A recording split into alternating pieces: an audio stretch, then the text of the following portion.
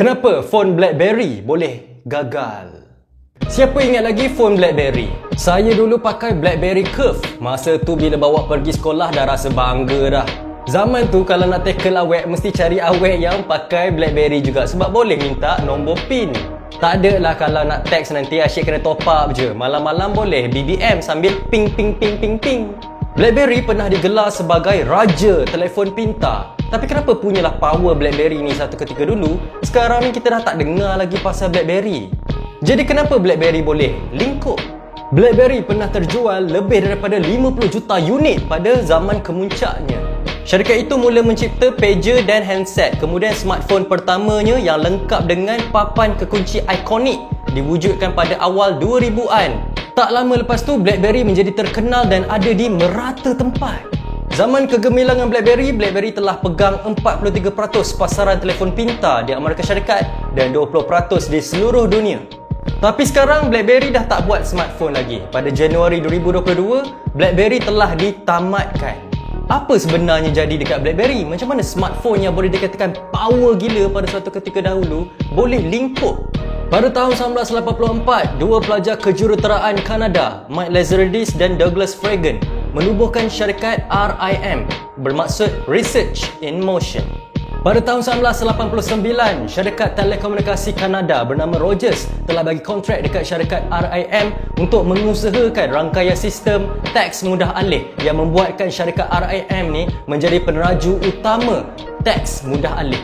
Pada tahun 1996, RIM mencipta pager dua hala pertamanya yang menyokong email dan boleh berkomunikasi dengan peranti lain pada rangkaiannya secara wireless yang merupakan satu inovasi besar pada ketika itu. Pada tahun 2002, syarikat RIM telah melancarkan telefon pertamanya dan beberapa tahun kemudian telah menambahkan ciri pembaikan.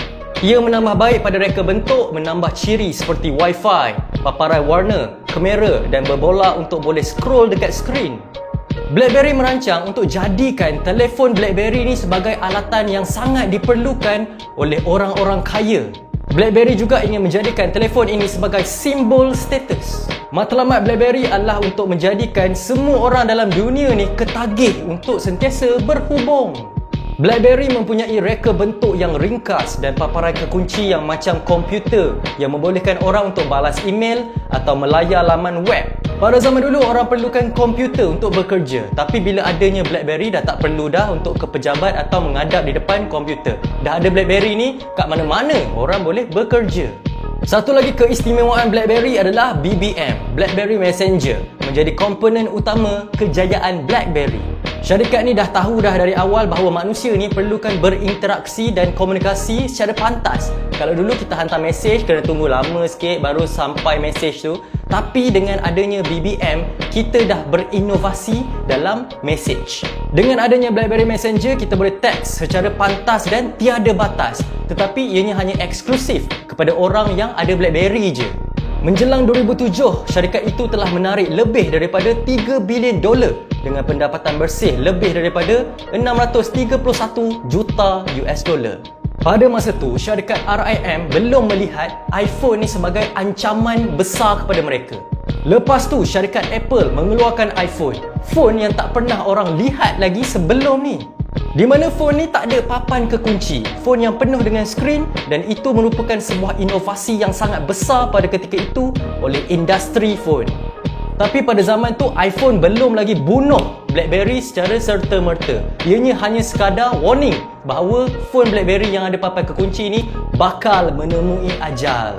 BlackBerry masa tu tak takut langsung dengan iPhone, jadi diorang pun mulakan perniagaan seperti biasa. Syarikat RIM pun keluarkan telefon lipat BlackBerry pada tahun 2008 dan diikuti dengan BlackBerry Storm, phone touchscreen pertama BlackBerry. Tapi BlackBerry Storm ni ramai yang kritik, ramai yang menggelarkan bahawa BlackBerry Storm ni phone yang paling mengecewakan oleh BlackBerry sebab ianya banyak cacat celah dan lembab. Tetapi phone BlackBerry ni masih lagi laku ketika itu disebabkan harga iPhone ni mahal dan hanya eksklusif kepada pembekal telekom AT&T di Amerika Syarikat. Perkara ni memaksa pengguna Amerika Syarikat sama ada kena tukar pembekal ataupun pilih phone yang lain. Dan masa tu tak ramai yang nak lepaskan BlackBerry sebab ada keyboard. Ramai yang dah selesa dengan wujudnya papan kekunci ikonik BlackBerry ini. Syarikat RIM pun tak rasa tergugat dengan iPhone sebab dia orang yakin bahawa pengguna dah selesa dah dengan phone yang ada keyboard. Tapi BlackBerry ni silap sebab dia orang terlalu pandang rendah betapa cepatnya pasaran smartphone ni boleh berevolusi. BlackBerry pun cuba keluarkan produk baru seperti tablet Playbook dan juga BlackBerry Torch, tapi tak dapat sambutan yang hangat. Lagi satu, tablet Playbook ni tak ada aplikasi untuk email, jadi membuatkan peranti ni macam tak berguna. Dah lah target market mula-mula BlackBerry ni untuk orang bisnes, tapi kalau email pun tak boleh, nak buat apa benda? Pada Jun 2010 dengan keluaran iPhone 4, telefon Apple telah mengatasi BlackBerry pada kali yang kedua. Masalah dengan BlackBerry ni adalah diorang ni bergerak terlalu perlahan, walaupun adalah sikit-sikit diorang upgrade tapi tidak menelujakan pengguna. Kamera depan dan belakang BlackBerry ni juga tak ada inovasi, membuatkan orang dah tak minat dengan BlackBerry. BlackBerry pun jatuh daripada 20% pada 2009 kepada kurang daripada 5% menjelang akhir 2012. Pada tahun 2013, syarikat RIM telah menukar nama kepada syarikat BlackBerry, sejurus dengan pengeluaran phone touchscreen. Tapi apakan daya, ianya sudah terlambat. Hal ini kerana orang dah ramai beralih kepada iPhone dan Android. Pada suku keempat 2016, daripada 432 juta telefon pintar yang dijual di seluruh dunia, kira-kira 200,000 daripadanya adalah peranti BlackBerry, yang secara rasmi menjadikan bahagian pasaran telefon pintar BlackBerry hanyalah 0%. Pada tahun 2018, BlackBerry telah keluarkan phone yang bernama Key2 dan ianya merupakan phone terakhir bagi BlackBerry. Phone BlackBerry 5G yang dijadualkan untuk keluar pada tahun 2021 pun tak pernah muncul, dan pada Disember 2021, syarikat BlackBerry mengumumkan operasinya ditamatkan. Kini, BlackBerry hanya tinggal sejarah dan menjadikan BlackBerry ini sebagai batu loncatan kepada produk smartphone yang lain. Jadi itulah sebab kenapa BlackBerry boleh gagal. Kalau korang pernah pakai BlackBerry atau ada pendapat lain, cuba komen sikit di ruangan bawah tentang BlackBerry ni. Kalau korang suka video yang macam ni, jangan lupa subscribe channel ni. Kalau korang daripada TikTok, jangan lupa tekan butang follow. Jangan lupa juga like, komen dan share, sebarkan kepada rakan-rakan korang yang lain. Nama saya Ras Daniel. Terima kasih kerana menonton. Selamat tinggal, jumpa lagi. Assalamualaikum. Ciao.